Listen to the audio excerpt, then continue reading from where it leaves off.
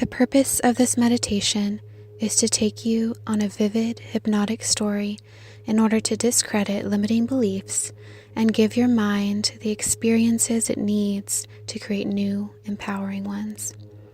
First, find a comfortable place to sit or lie down where you will not be disturbed. Now please, sit back, relax, and enjoy the show. In this story, you will play a character who holds the belief that they are powerless. By the end of their journey, they, and subsequently you, will have debunked this belief and replaced it with the deep knowledge that you are limitless and completely free. As I count back from 5, close your eyes, relax, breathe deep, and allow yourself to be transported to the story world. 5, 4, 3, 2, 1. You wear a heavy set of metal on your back. It's not human, really, not made of the same material as the rest of your body, but still attached, grown from you, a part of you, forever.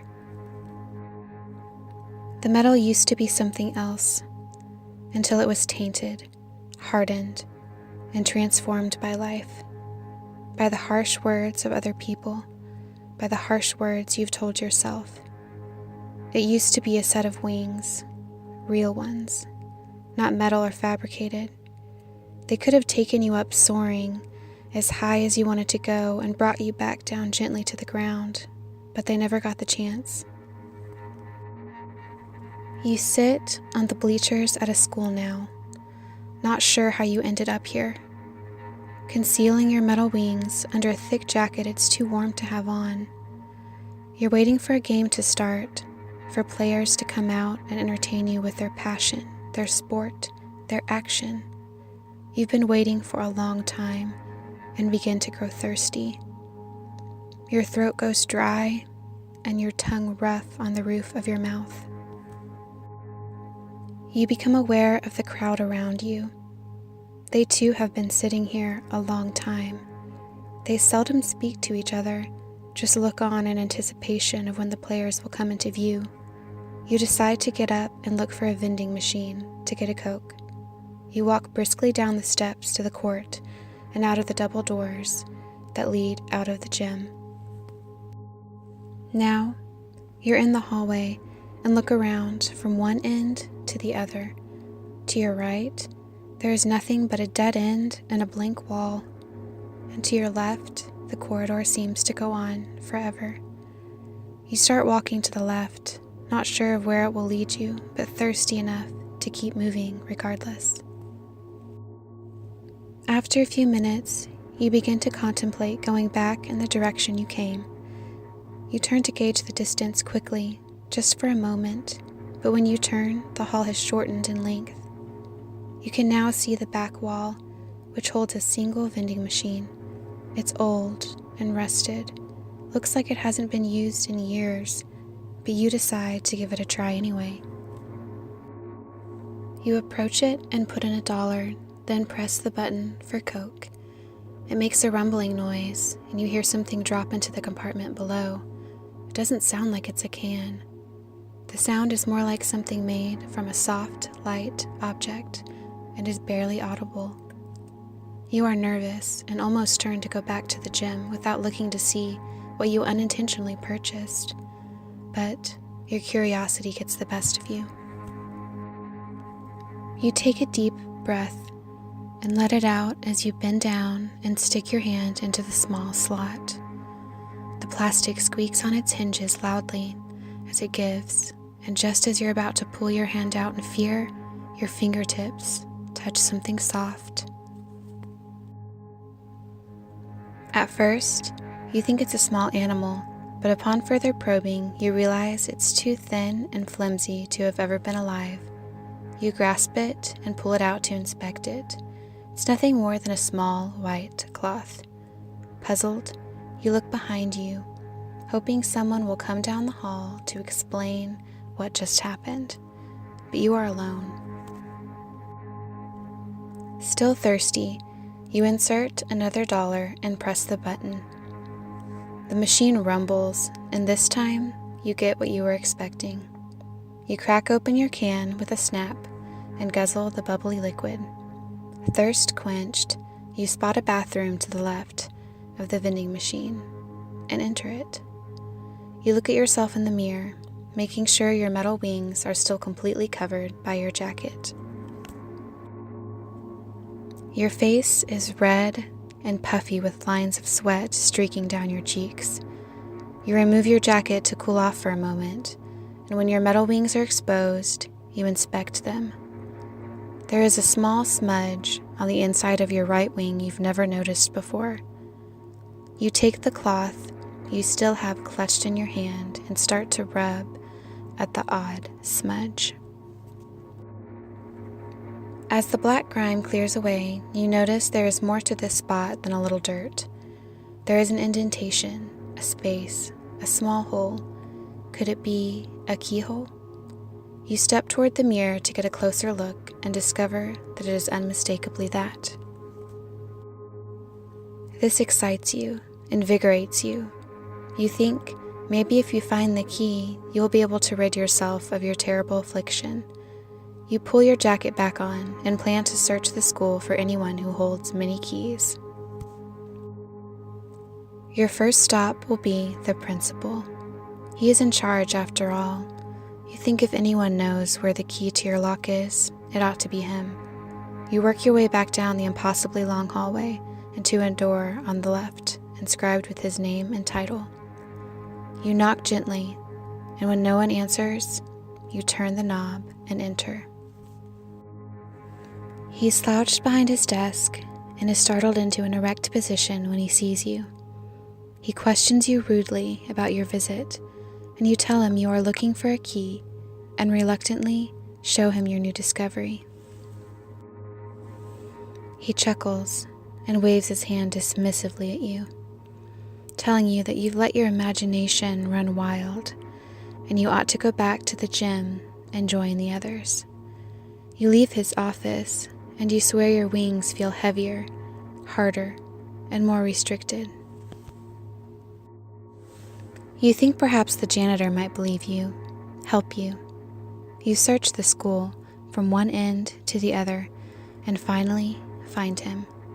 He's mopping the floors outside the library. When you ask him about the key and show him the spot on your wings, he tells you that he does not have it, that only you could be in possession of something so personal, so vital to your survival. Dejected, beaten, and having lost all hope, you return to the gym and accept your fate. When you walk back through the double doors, you notice that the bleachers have thinned out, the crowd has grown quiet, and the players still haven't begun the game. You take a seat anyway and wait. You wait for what seems like an eternity, with every second in your thick jacket pulling more sweat from your skin. As you grow faint from stifling, suffocating hot air, you realize that the game is never going to start, that you are sitting on the sidelines, waiting for something that is never going to come, something that never really existed, and you simply can't take it any longer. You rise.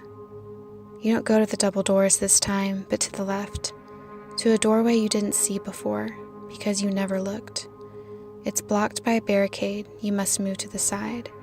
The others watch you as you move it and push against the door, once trying to exit, then twice, 3 times until it finally opens into a dark room.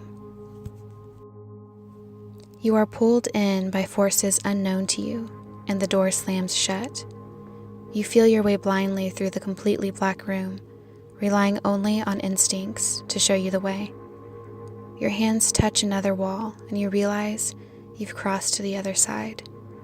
You feel along the wall until you find a door and twist the cool knob. Suddenly, you are tossed out into the bright sunshine of the outside world. You don't remember the last time you left the confines of the school. The heat on your skin warms your soul. You pull your jacket off your shoulders and let it fall to the ground. Your metal wings stretch out to either side of you, and you feel free. You hadn't thought to look around and make sure you were alone. And soon, you notice people gathering around. You can hear them snickering, making small-minded comments to each other, just out of earshot. You contemplate pulling your jacket back on, hiding yourself from the others, but can't bear the thought now that you've tasted how good it feels to have it off. You keep your wings outstretched and start to move about the crowd. They squint and grimace as you walk past each person. Your wings have begun to reflect the bright sun, blinding those who stare directly at them. They start to back off, shut up, leave you be.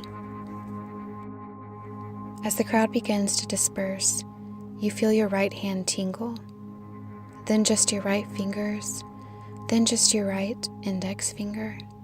The tingling grows more intense and it starts to vibrate and pulse.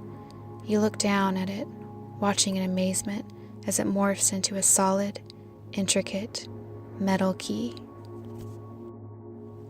You do not hesitate, but quickly find the keyhole and insert your new key into it and turn. You hear a crack and a snap, feel weight being lifted off your back, falling to the sides and down to the ground. In but a mere moment, your metal wings have transformed back into their true form. You hear feathers ruffle behind you, and you begin to flap your wings delicately, effortlessly, as you are lifted off the ground, 1 yard, then 3, then 10, until you are far above the school, far above the town. You soar through the clouds and across great distances, viewing the world from the sky, forever free, forever empowered, completely limitless. As I count to 5, you will slowly become aware of your surroundings. 1, 2, 3, 4, 5. If you have not done so already, open your eyes. You have made one more step toward demolishing the limiting belief that you are powerless. Let this story share its lesson with you, and know that people and circumstances can only hold you back if you let them. Take control of your fate and go through your days knowing you are truly powerful.